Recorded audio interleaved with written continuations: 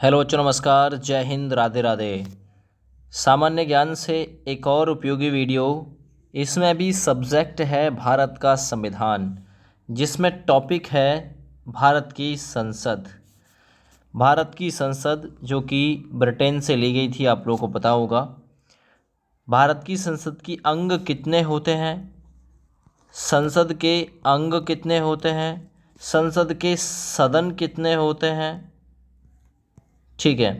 और संसद के अंतर्गत जो सदन आते हैं वो कौन से आर्टिकल में, कितनी आयु, कितने समय का कार्यकाल रहता है, तो ये सभी बातें आज आपको इस वीडियो के माध्यम से पता चल जाएंगी। ये वीडियो पूरी तरीके से MCQ बेस्ड है, यानी मल्टीपल चॉइस क्वेश्चन, जैसे एग्जामिनर आप लोगों से पूछता है उसी टाइप में आधारित है। तो इस वीडियो को आप लोग फुल वॉच करिएगा, पूरी देखिएगा अंत तक। गारंटी है क्वेश्चन आप लोग को मिल ही जाएगा। सबसे पहले मैं बात करता हूँ कि जो भारत की संसद है वो कितने नंबर आर्टिकल में है। आर्टिकल 79, संसद, जिसे अंग्रेजी में पार्लियामेंट कहते हैं, है ना। आप एक वर्ड याद रखिए, सरला, सैर ले आ, सरला। सै से संसद 79 में, राज से राज्यसभा 80 में, ला से लोकसभा आर्टिकल 81 में। तो ये सरला वर्ड इन तीन, संसद, राज्यसभा, लोकसभा, इनके अनुच्छेदों को याद करा देगा आप लोगों को। अब मैं बात करता हूँ संसद के अंग की। अगर मैं संसद के अंग की बात करूँ तो दोस्त, संसद के अंग होते हैं 3। अगर मैं संसद के सदन की बात करूँ तो संसद के सदन होते हैं 2।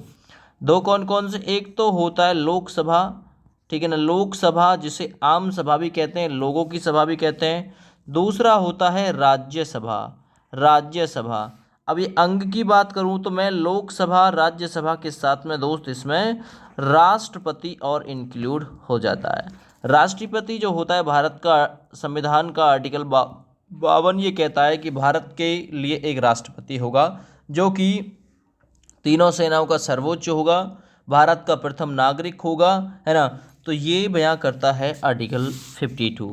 चलिए मैं थोड़ा सा आप लोगों को बताता हूँ यहाँ संसद की संरचना के बारे में। ऑलरेडी हम बात कर चुके हैं। सदन कितने होते हैं? सदन होते हैं 2 और अंग होते हैं दोस्त 3, ठीक है भैया। और जो सीटिंग प्लान होती है, मैं उसके बारे में आप लोगों को बता के चलता हूँ। इधर है L से लोकसभा, इधर है R से राज्यसभा। देखिए राज्यसभा में अधिकतम यानी मैक्सिमम जो सीटें होती हैं दोस्त, वो कितनी होती हैं? 552 होती हैं। याद रखिएगा कितनी होती है दोस्त? 552 सीटें होती हैं, ठीक है। वर्तमान में कितनी है? तो वर्तमान में दोस्त 545 सीटें हैं। अच्छा, जो सदस्य चुने जाते हैं वो अधिकतम 550 सदस्य कहाँ से? 530 राज्यों से, और 20 आते हैं केंद्र शासित प्रदेशों से। तो 530 और 20 कितने हो गए? 550 सदस्य आते हैं। 2 आंग्ल भारतीय समुदाय के सदस्य रहते थे, 2 आंग्ल भारतीय समुदाय के, जो कि अब हटा दिए गए हैं। अब ये इंक्लूड नहीं होते, इनकी जगह सुनने में आया है कि SC ST को वर्चस्व दे दिया गया है। वर्तमान की जो सीटिंग प्लानिंग है वो है 545 की, जिसमें 543 आएंगे राज्यों से और केंद्र शासित प्रदेशों से। इसमें भी 530 आते हैं राज्यों से, और 13 कैंडिडेट ऐसे होते हैं जो केंद्र शासित प्रदेशों से आते हैं। तो इस प्रकार 530 राज्यों से और 13 केंद्र शासित प्रदेशों से, तो 543, और 2 SC ST वर्ग से आते थे, तो ये हटा के, सॉरी, 2 आते थे आंग्ल भारतीय समुदाय के, तो उनकी जगह अब सुनने में आया है कि SC ST को प्रावधानित कर दिया गया है। तो ये कुछ सीटिंग प्लानिंग थी, ठीक है ना। ये लोकसभा की सीटिंग प्लानिंग थी दोस्त। अब थोड़ा राज्यसभा के बारे में समझने की कोशिश करते हैं। राज्यसभा में अधिकतम सीटों की संख्या 250 है। वर्तमान में 245 सीटें कार्यरत हैं। अगर 250 सीटें होती हैं, सारे के सारे सदस्य लिए जाते हैं, तो इसमें 12 सदस्य मनोनीत किए जाते हैं खेल वगैरह से, और 238 सदस्य दोस्त निर्वाचित होते हैं, ठीक है भैया, जो कि 234 आते हैं राज्यों से और 4 आते हैं केंद्र शासित प्रदेशों से, यदि 250 की प्लानिंग रहती है। लेकिन वर्तमान में प्लानिंग ही 245 तक चल रही है, 2026 तक यथावत रहेगा प्लान, है ना। 245 की प्लानिंग में 12 सदस्य खेल, विज्ञान, शिक्षा इत्यादि से आते हैं, राष्ट्रपति मनोनीत करता है इन्हें, ठीक है। 245 में 233 आते हैं राज्यों से, जिसमें 233 आते हैं राज्य और केंद्र शासित प्रदेशों से। इसमें 229 आते हैं दोस्त कहाँ से, तो 229 आते हैं इसमें राज्यों से, 4 आते हैं केंद्र शासित प्रदेशों से। और इन केंद्र शासित प्रदेशों में भी 3 दिल्ली से आते हैं, 1 पुदुचेरी से आता है। तो इस प्रकार से ये राज्यसभा की संरचना रहती है दोस्त, याद रखिएगा। अब मैं आप लोगों को बता दूं, देखिए राज्यसभा का सदस्य बनने के लिए व्यक्ति को आयु चाहिए 30 वर्ष कम से कम आयु हो। दूसरा चीज़, इसका कार्यकाल होता है 6 वर्ष का। इसके 1/3 सदस्य प्रत्येक 2 वर्ष के बाद, ठीक है ना, 2 वर्ष के बाद रिटायर्ड हो जाते हैं, जिससे कि ये कभी भंग ना होने वाला सदन होता है। तो आपसे पूछेगा कभी ना भंग होने वाला सदन राज्यसभा। ये लोकसभा है, आप लोग को पता है, जिसमें अधिकतम 552 तक हो जाती हैं, ठीक है भैया, 552 सीट तक हो जाती हैं लोकसभा में, जिसमें 80 सीटें उत्तर प्रदेश में सबसे ज़्यादा हैं लोकसभा की, 31 सीटें राज्यसभा की हैं यूपी में सबसे ज़्यादा, ठीक है। लोगों की सभा कहलाता है। कार्यकाल होता है 5 वर्ष का, और सदस्य बनने के लिए चाहिए आयु 25 वर्ष। राष्ट्रपति की बात करूँ तो 35 वर्ष आयु चाहिए बनने के लिए, ठीक है ना। 5 वर्ष का कार्यकाल होता है और राष्ट्रपति देश का पहला नागरिक होता है। तो अब कवर करते हैं एमसीक्यू क्वेश्चनों को। देखिए पहला सवाल, भारत की संघीय व्यवस्थापिका को किस नाम से जाना जाता है। देखिए भारत की जो संघीय व्यवस्थापिका है उसे जाना जाता है पार्लियामेंट के नाम से, अर्थात संसद के नाम से। याद रखिएगा, ये चीज़ पूछी जा सकती है। भारत की संसद राष्ट्रपति, राज्यसभा तथा लोकसभा से मिलकर बनी हुई है। आर्टिकल 79 में ये वर्णित है, याद रखिएगा, ठीक है। उच्च सदन राज्यसभा को कहा जाता है, निम्न सदन लोकसभा को कहा जाता है, ठीक है। राज्यसभा के अधिक से अधिक सीटों की संख्या 250 बताई है मैंने। राज्यसभा की जो संरचना है आर्टिकल 80 में दे रखी है। वर्तमान में 245 सदस्य हैं राज्यसभा में, जिसमें 12 सदस्य आते हैं मनोनीत होके, जो कि खेल, कला, है ना, इत्यादि के क्षेत्र से आते हैं। और इसमें आपके 233 सदस्य आते हैं, ठीक है, राज्य और केंद्र शासित प्रदेशों से। इसमें भी जो सदस्य आते हैं 229 वो आते हैं राज्यों से, और 4 केंद्र शासित प्रदेशों से आते हैं, है ना। सदस्य बनने के लिए आयु 30 वर्ष चाहिए, कार्यकाल 6 वर्ष का होता है, और 1/3 सदस्य प्रति 2 वर्ष बाद सेवानिवृत्त हो जाते हैं, ठीक है ना। याद रखिएगा, ये लिखा हुआ है आर्टिकल 83 के फर्स्ट में, ठीक है भैया। चलिए आगे बढ़ते हैं इसी क्रम में सवाल नंबर 2 की तरफ। भारतीय संसद के कितने सदन हैं। तो मैंने सदन के बारे में बताया था, सदन है 2, एक लोकसभा एक राज्यसभा, लेकिन अंग है 3, क्योंकि अंग का मतलब होता है भाग, फिर इसमें राष्ट्रपति भी संलग्न हो जाता है। सवाल नंबर 3 पर आ जाइए। संसद के किस सदन को प्रतिनिधि सभा कहा जाता है, लोगों की सभा कहा जाता है, आम सभा कहा जाता है। तो कौन सा सदन है दोस्त जिसे कहा जाता है लोगों की सभा, प्रतिनिधियों की सभा। एक बार शेयर जरूर मार दीजिए दोस्त इस वीडियो को। सही आंसर जाएगा लोकसभा को। तो यहाँ तीसरे नंबर सवाल के लिए दोस्त ए विकल्प बिल्कुल राइट हो जाएगा, ठीक है भाई। चलिए तो मैं आप लोगों को बता के चल रहा हूँ, लोकसभा के बारे में थोड़ा सा इंक्लूड कर देता हूँ, इसमें जानकारी जोड़ देता हूँ। देखिए लोकसभा को आम सभा तो कहते ही हैं। लोकसभा भारत के संविधान के आर्टिकल किस में है, तो आर्टिकल ये है भैया आपकी 81 में, आर्टिकल 81 में है, ये याद रखिएगा। लोकसभा संसद का प्रथम यानी कि निम्न सदन है, जिसका सभापति करने के लिए, सभापतित्व करने के लिए एक अध्यक्ष होता है। लोकसभा अपनी पहली बैठक के पश्चात यथाशीघ्र अपने 2 सदस्यों को अध्यक्ष और उपाध्यक्ष के रूप में चुनती है, और ये वर्णित है आर्टिकल 93 में, ठीक है ना। मूल संविधान में लोकसभा की सदस्य संख्या 500 निश्चित की गई है ना। कितनी की गई है, मूल संविधान में 500 निश्चित की गई है, याद रखिएगा। अभी इसके सदस्यों की अधिकतम संख्या 552 तक हो सकती है, ये भी आप लोग याद रखिएगा। इसमें से अधिक 530 सदस्य हैं, 530 सदस्य ये निर्वाचित क्षेत्रों से, वे अधिकतम 20 सदस्य संघीय क्षेत्रों से आते हैं। इसके साथ साथ में 2 आंगल समुदाय के कैंडिडेट आते थे जो अब नहीं आते, ठीक है ना। SC/ST वर्ग को प्राथमिकता दे दी है। वर्तमान में लोकसभा की सदस्य संख्या कितनी है, ये है भैया 545। इन सदस्यों में 530 सदस्य 28 राज्य और 13 सदस्य जो आते हैं वो 8 केंद्र शासित प्रदेशों से निर्वाचित होके आते हैं, ठीक ना। चलिए, दो जो सदस्य आते थे आंग्ल भारतीय वर्ग के प्रतिनिधि के रूप में राष्ट्रपति द्वारा जो मनोनीत होते थे, ये वर्णित था आर्टिकल 331 में, लेकिन ये प्रावधान अब समाप्त कर दिया, SC ST को बागडोर दे दिया। नए परिसीमन के बाद लोकसभा में अनुसूचित जातियों के लिए 84 स्थान, तो आपसे पूछ सकता है कितने स्थान है, 84 स्थान, एवं अनुसूचित जनजाति यानी ST वर्ग के लिए 47, और आरक्षित मतलब ये जो आरक्षित किए गए हैं ये स्थान, ठीक ना, ये आर्टिकल 330 में वर्णित है। ये आप लोग इसमें जोड़ के याद रखिएगा। लोकसभा का सदस्य बनने के लिए आयु 25 वर्ष चाहिए, कार्यकाल 5 वर्ष का होता है, ये भी आप अपने पास रखिएगा। सबसे ज़्यादा लोकसभा की सीटें दोस्त उत्तर प्रदेश में है 80, महाराष्ट्र में 48, पश्चिम बंगाल में 42, बिहार में 40, तमिलनाडु में 39, मध्य प्रदेश में दोस्त 29 होती हैं, कर्नाटक में 28, गुजरात में 26, ठीक है ना, इतना बहुत है। राजस्थान 25, आंध्र प्रदेश 25, ओडिशा 21, केरल 20, तेलंगाना 17, झारखंड 14, असम 14, पंजाब 13, छत्तीसगढ़ 11, हरियाणा 10, जम्मू कश्मीर में होती हैं 6, याद रखिएगा। आगे बढ़ते हैं, संसद का लोकप्रिय सदन कौन सा है, इंपॉर्टेंट क्वेश्चन है। संसद का लोकप्रिय सदन, तो लोकप्रिय सदन देखिए वो है आपका लोकसभा, याद रखिएगा। आगे बढ़ते हैं दोस्त, संसद का स्थायी सदन यानी कि कभी ना भंग होने वाला सदन कौन सा है, तो ये याद रखिएगा, कभी ना भंग होने वाला जो सदन है वो है राज्यसभा। ये चीज़ इसमें जोड़ के आप लोग याद रखिएगा। वीडियो पसंद आ रही हो तो प्लीज़ एक बार शेयर जरूर मार दीजिए भाई वीडियो को, ठीक है भैया।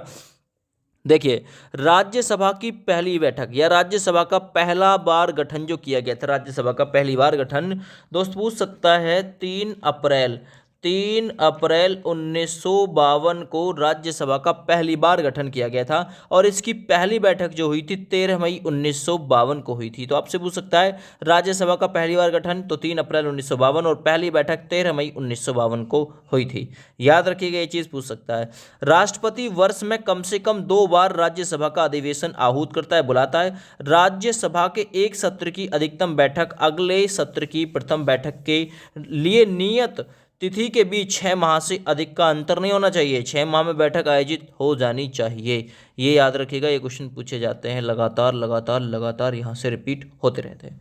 आगे बढ़ते हैं सवाल नंबर 6 की तरफ। भारतीय संसद बनती है, भारत की जो संसद बनती है वो किस किस को मिला के, लोकसभा को मिला के, राज्यसभा को मिला के और राष्ट्रपति को मिला के दोस्त पार्लियामेंट बनती है, ये याद रखिएगा, पूछा जा सकता है आप लोगों से सवाल।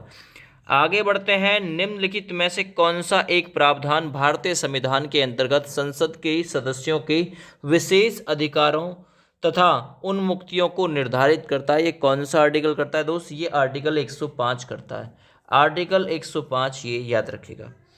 आगे बढ़ते हैं सवाल नंबर 8 की तरफ। निम्नलिखित में से कौन सा संसद का अनन्य भाग नहीं है, तो कौन सा अनन्य भाग नहीं है, तो देखिए राष्ट्रपति भी है, लोकसभा भी, राज्यसभा भी, उपराष्ट्रपति नहीं होता। उपराष्ट्रपति बनने के लिए आयु 35 वर्ष चाहिए, उपराष्ट्रपति होगा ऐसा लिखा हुआ है आर्टिकल 63 में। उपराष्ट्रपति का जो कार्यकाल होता है दोस्तों 5 वर्ष का होता है, याद रखिएगा।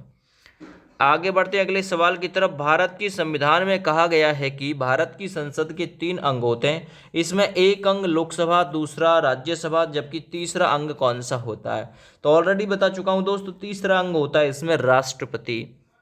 आ गया, ये भारत की संसद के कितने अंग हैं, ये क्वेश्चन इंपॉर्टेंट है एक एक। तो जो भारत की संसद के अंग है दोस्तों वो है आपके 3। आगे बढ़ते हैं, भारतीय संविधान के किस अनुच्छेद में कहा गया है कि संघ के लिए एक संसद होगी जो राष्ट्रपति और 2 सदनों से मिलकर बनेगी, तो संसद का गठन ऑलरेडी बता चुका हूँ 79, 7:09 पे संसद लगती है, तो संसद का जो गठन किया गया है वो किस किस को मिला के, राष्ट्रपति, लोकसभा, राज्यसभा, है ना, ऐसा आर्टिकल 79 में दोस्त दे रखा है, याद रखिएगा, ठीक है ना। चलिए, 74 में मंत्रिपरिषद का गठन है, 80 में राज्यसभा, 85 में दल बदल वाली जो बातें हैं वो आ जाती है, यानी संसद का 17वां और विघटन आता है, ठीक है। आगे आइए, निम्नलिखित कथनों में से कौन सा सत्य है, लोकसभा को संसद का प्रथम सदन कहा जाता है, तो ये तो बात ठीक है भाई, कहा जाता है, ठीक है। चलिए, बहुत बढ़िया। राज्यसभा को संसद का द्वितीय सदन कहा जाता है, ये बात भी ठीक है। राज्यसभा एक अस्थायी सदन है, ये बात ठीक है क्या, राज्यसभा एक अस्थायी सदन है, गलत बात। लोकसभा संसद का लोकप्रिय सदन, ये बात भी ठीक है। राज्यसभा एक अस्थायी सदन थोड़ी ना है, ठीक है ना, तो ये यहाँ पे आपका आंसर सी वाला जो है ये सत्य है। आगे आइए, निम्नलिखित में से कौन सा कथन सही है? एक कथन सही होगा कोई सा इसमें से, वो बताइए। सवाल नंबर 13 है ना। चलिए, हो सकता है उपयुक्त सभी भी हो जाए। लोकसभा भारतीय जनता की प्रतिनिधि सभा है, सही बात। राज्यसभा संसद का उच्च सदन है, ये भी सही बात। राज्यसभा राज्यों का प्रतिनिधित्व करता है, ये भी ठीक है। उपरोक्त सभी बिल्कुल राइट हो गया दोस्त। सवाल नंबर 14 पे आ जाइए। संसद का निम्न सदन व उच्च सदन कौन सा है? निम्न का मतलब निचला सदन, उच्च का मतलब ऊंचा सदन। निम्न का मतलब प्रथम, उच्च का मतलब द्वितीय सदन। तो देखिए, निम्न होता है दोस्त लोकसभा और उच्च होता है राज्यसभा, इसलिए 14 के लिए बी आंसर आप लोग राइट कर दो। 15वें नंबर सवाल पे आ जाइए। संसद को भंग करने के लिए कौन सक्षम है? बताइए जरा। संसद को भंग करने के लिए दोस्त एक ही कैंडिडेट सक्षम है, वो है भारत का राष्ट्रपति। आगे आइए। भारतीय संसद की संप्रभुता प्रतिबिंबित है ना? किस चीज से प्रतिबिंबित है भारत की संसद की जो संप्रभुता है? वो है भैया न्यायिक समीक्षा से। न्यायिक समीक्षा से सीना संप्रभुत है, याद रखना, संप्रभुता संपन्न है न्यायिक समीक्षा से भारत की संसद। आगे आते हैं, संसद के कितने सत्र होते हैं? जरा बताइए। सवाल नंबर 17। तो देखिए, बजट सत्र भी होता है, मानसून सत्र भी, शीतकालीन सत्र, यानी उपरोक्त सभी बिल्कुल राइट है। नेक्स्ट, संसद के दो क्रमिक अधिवेशनों के बीच अधिकतम कितने समयांतराल की अनुमति है? देखिए, ज़्यादा से ज़्यादा 6 माह का होना चाहिए, है ना। संसद के सत्र, है ना, लोकसभा संयुक्त मतलब इनका जो संयुक्त अधिवेशन बुलाता है राष्ट्रपति 108 आर्टिकल के तहत, है ना, जिसकी अध्यक्षता करता है लोकसभा का अध्यक्ष, आपको पता होगा इसके बारे में, है ना। तो ये 6 माह से ज़्यादा का अंतर नहीं होना चाहिए, 6 माह में हो जानी चाहिए। नेक्स्ट, संसद के दोनों सदनों का संयुक्त अधिवेशन आयोजित होता है, इसके बारे में कौन कौन सी बातें सही है? भारत के राष्ट्रपति के निर्वाचन के लिए 19 सितंबर। क्या ऐसा होता है भारत के राष्ट्रपति के निर्वाचन के लिए अधिवेशन बुलाना पड़ता है? बिल्कुल गलत बात है ये। भारत के उपराष्ट्रपति के निर्वाचन के लिए नहीं जी। संविधान में संशोधन से संबंधित विधेयक को पारित करने के लिए, चलिए भैया, इस संबंध में भी ये नहीं बुलाया जाता। ऐसे विधेयक पर विचार करने और उसे पारित करने के लिए जिस पर दोनों सदनों में मतभेद हो, इसलिए बुलाया जाता है। तो यहाँ ऑप्शन नंबर डी बिल्कुल राइट हो जाएगा दोस्त। आगे बढ़ते हैं। भारतीय संसद के दोनों सदनों की संयुक्त अधिवेशन या संयुक्त बैठक किस संबंध में होती है? 108 आर्टिकल के तहत इसे राष्ट्रपति बुलाता है, ठीक है ना भैया। संविधान संशोधन विधेयक, वित्त विधेयक, साधारण विधेयक, या फिर भारत के उपराष्ट्रपति का निर्वाचन। सवाल नंबर 20 बहुत ही बढ़िया है। तो देखिए, साधारण विधेयक के संबंध में ही बुलाया जाता है, ऑप्शन यहाँ पे सी सही है। चलिए अगला, साधारण विधेयक से संबंधित गतिरोध को दूर करने के लिए संसद के दोनों सदनों की बैठक कौन बुलाता है? तो देखिए, सही आंसर हो जाएगा, ये बैठक बुलाई जाती है, वो बुलाई जाती है राष्ट्रपति के द्वारा 108 आर्टिकल का यूज करके। आगे बढ़िए। लोकसभा व राज्यसभा की संयुक्त बैठक कब होती है दोस्त? सवाल नंबर 22 इंपॉर्टेंट है, ये कब होती है? लोकसभा एवं राज्यसभा में मतभेद होने पर ये जो संयुक्त बैठक है वो होती है, जब मतभेद होगा तब संयुक्त बैठक होगी आपस में। आगे बढ़िए। संसद के दोनों सदनों के साथ बैठने पर निम्न होता है, क्या होता है निम्न? एक बिल जिस पर दोनों सदन सहमत न हो उस पर विचार करना और पास कराना होता है, इसे याद रखिएगा। आगे बढ़िए। यदि किसी सामान्य विधेयक पर राज्यसभा और लोकसभा के बीच गतिरोध आ जाता है तो उसका समाधान कौन करता है? जरा बताइए।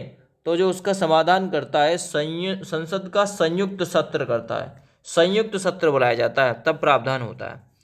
आगे बढ़िए। स्वतंत्र भारत के संसदीय इतिहास में अभी तक कितनी बार संयुक्त अधिवेशन बुलाया गया है? जरा बताइए कितनी बार? तो 3 बार बुलाया गया है। आप लोग इस क्वेश्चन को चेक कर लीजिएगा कि कब कब बुलाया गया है, याद रखिएगा, ठीक है। आगे बढ़ते हैं अगले सवाल पे। क्या राष्ट्रपति या उपराष्ट्रपति कभी संयुक्त अधिवेशन की अध्यक्षता करते हैं? जरा बताइए। मैंने ऑलरेडी इसके बारे में आप लोग को बता दिया है, कभी नहीं करते, क्योंकि बुलाता राष्ट्रपति है, लोकसभा का अध्यक्ष उसकी अध्यक्षता करता है संयुक्त अधिवेशन की।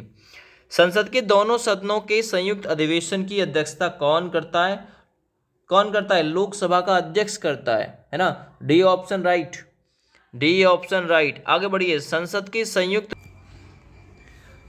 अगला सवाल है, संसद के संयुक्त बैठक को कौन संबोधित करता है? देखिए, बुलाता भी राष्ट्रपति है और संबोधित भी इसे राष्ट्रपति ही करता है, याद रखना, लेकिन अध्यक्षता लोकसभा का अध्यक्ष करता है, संबोधन करेगा केवल ये। 28 नंबर सवाल, राष्ट्रपति राइट आंसर। सवाल नंबर 29 देखिए, भारत में संसद के दोनों सदनों की संयुक्त बैठक किस किस के संबंध में आयोजित की जाती है, जरा बताइए।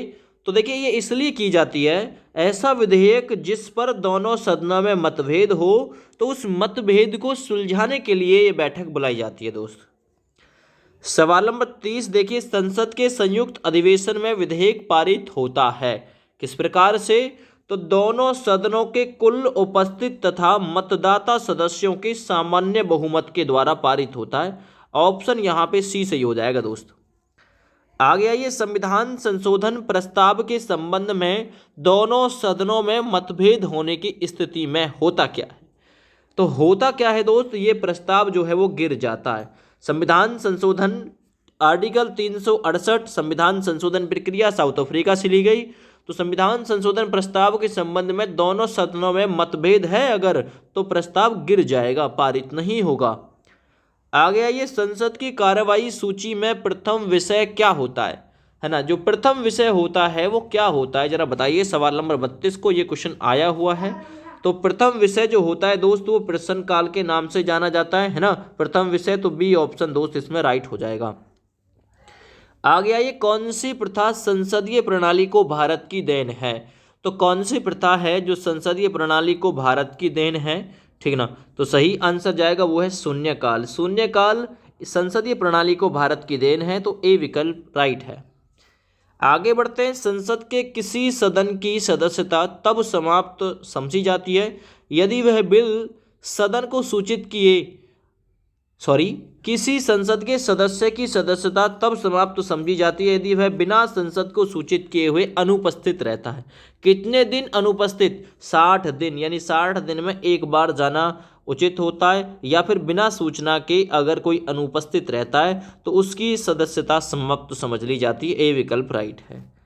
आगे आइए, एक वर्ष में कम से कम कितनी बार संसद की बैठक होना आवश्यक है, तो लगभग 2 बार, यानी कि 6 महीने के अंतराल पे दोस्त। आगे बैठते हैं, भारतीय संसद के दोनों सदनों की संयुक्त बैठक किस संबंध में होती है, तो ऑलरेडी आप लोग इसके बारे में चर्चा कर चुके हैं, बात समझ चुके हैं, है ना। ये है, ठीक ना, कि साधारण विधेयक के संबंध में, याद रखो। अगले सवाल पे बढ़ते हैं, भारत के संविधान में, ठीक ना, में इनमें से क्या कथित है, तो क्या कथित है, 37 नंबर सवाल इंपॉर्टेंट रहेगा भाई। तो ये है भैया, राष्ट्रपति संसद के किसी भी सदन का सदस्य नहीं होता, ये बात तो यहाँ ठीक है, राष्ट्रपति होता ही नहीं है, चलिए कथित है, तो ये बात कैसी है, इसमें गलत है। आगे, संसद राष्ट्रपति और दोनों सदनों से मिलकर बनती है, तो ये बात बिल्कुल इसमें सही है, तो केवल और केवल दूसरा यहाँ बिल्कुल राइट जाएगा, पहली बात गलत होगी। 38 नंबर सवाल, निम्न विधेयकों में से किसका एक भारतीय संसद के दोनों सदनों द्वारा अलग अलग विशेष बहुमत से पारित होना आवश्यक होता है दोस्त, तो किसका आवश्यक होता है, ठीक ना, वो होता है संविधान संशोधन विधेयक का। आगे बढ़ते, सदनों के वेतन का निर्माण जो सांसद होते हैं या फिर जो सदन के सदस्य होते हैं उनके वेतनों का निर्णय कौन करता है। सवाल नंबर है 29, सांसदों के, है ना, ये सांसद हैं, सांसद जैसे कि महेश शर्मा, तो सांसदों के वेतनों का निर्णय दोस्त संसद करती है, याद रखिएगा कि किसको कितना देना है। जैसे कि राष्ट्रपति को 5 लाख मिल रहे हैं, उपराष्ट्रपति को 4 लाख मिल रहे हैं, इस प्रकार से, है ना। आगे बढ़ते हैं, संसद के कुल सदस्यों का कितना भाग वैधानिक चैम्बर की मीटिंग बुलाने के लिए, है ना, जैसे कोरम स्थिति कहते हैं, गणपूर्ति के लिए आवश्यक होता है। सवाल नंबर 40, तो 1/10 भाग, है ना, 1/10 भाग गणपूर्ति अर्थात कोरम, है ना, कहलाता है, याद रखिएगा। तो संसद की कुल सदनों का कितना भाग वैधानिक चैम्बर की मीटिंग बुलाने के लिए उचित चाहिए, 1/10 भाग। आगे बढ़िए, संसदीय प्रणाली वाली सरकार को किस अन्य नाम से जाना जाता है, 41 नंबर सवाल बढ़िया रहेगा, तो इसे संघीय सरकार के नाम से जाना जाता है दोस्त, सी विकल्प राइट है। आगे बढ़िए, भारतीय राजनीतिक व्यवस्था में कार्यपालिका खालिस्तान के अधीन रहकर कार्य करती है, तो किसके अधीन, कार्यपालिका जो होती है दोस्त वो न्यायपालिका के अधीन रह के काम करती है, यानी जुडिशरी के लिए। आगे संविधान लागू होने के बाद सर्वप्रथम त्रिशंकु संसद का गठन कब हुआ? जरा बताइए, त्रिशंकु संसद का गठन कब हुआ? ठीक है, तो 1989 की बात है। उर्दू से भी संबंधित है ये मामला, 1989 वाला। ठीक है ना, उर्दू को राजभाषा बनाया गया था। आगे बढ़िए। अस्थायी संसद भारत में कब तक अस्तित्व में रही? अस्थायी संसद भारत में कब तक अस्तित्व में रही? 17 अप्रैल 1952 तक अस्थायी, है ना, संसद भारत में अस्तित्व में रही। आगे बढ़ते हैं। भारत की पार्लियामेंट अर्थात संसद का उद्घाटन कब हुआ था? तो संसद का जो उद्घाटन हुआ था दोस्त, वो हुआ था 1927 में, 1927 में। आगे बढ़ते हैं। संसद के दोनों सदनों का सत्रवशन कौन करता है? 46 नंबर सवाल इंपॉर्टेंट होगा, है ना, तो वो करता है दोस्त राष्ट्रपति। इंपॉर्टेंट लाइन होगी ये। आगे बढ़ते हैं अगले सवाल की तरफ। संसद के किन सदस्यों को गैर सरकारी सदस्य कहा जाता है? तो मंत्री के अलावा अन्य प्रत्येक सांसद को, है ना, मंत्री के अलावा अन्य प्रत्येक सांसद को गैर सरकारी सदस्य कहा जाता है। आगे बढ़िए। भारत सरकार के निर्णयानुसार संसद का एक सदस्य अपने क्षेत्र के विकासात्मक कार्य हेतु कितनी राशि खर्च कर सकता है? तो कितनी राशि खर्च कर सकता है दोस्त? 5 करोड़ रुपया खर्च कर सकता है, याद रखना। आगे बढ़ते नेक्स्ट। किसी संसद सदस्य की अयोग्यता के संदर्भ में निर्णय कौन करता है? 49 नंबर क्वेश्चन। तो दोस्त राष्ट्रपति करता है, याद रखना, अयोग्यता के संबंध में निर्णय। आगे बढ़ते हैं। भारत की सिंचित निधि से धन निर्गमन पर किसका नियंत्रण होता है? तो देखिए, धन जो निर्गमन पर नियंत्रण होता है वो संसद यानी पार्लियामेंट का होता है दोस्त। ठीक है ना, ये याद रखिएगा, पूछा जा सकता है, ये चीज़ पूछी जा सकती है। ठीक है भैया, तो ज़्यादा से ज़्यादा इस वीडियो को शेयर कर दीजिएगा अपने अपने दोस्तों के पास में। थैंक यू, बाय बाय, जय हिंद।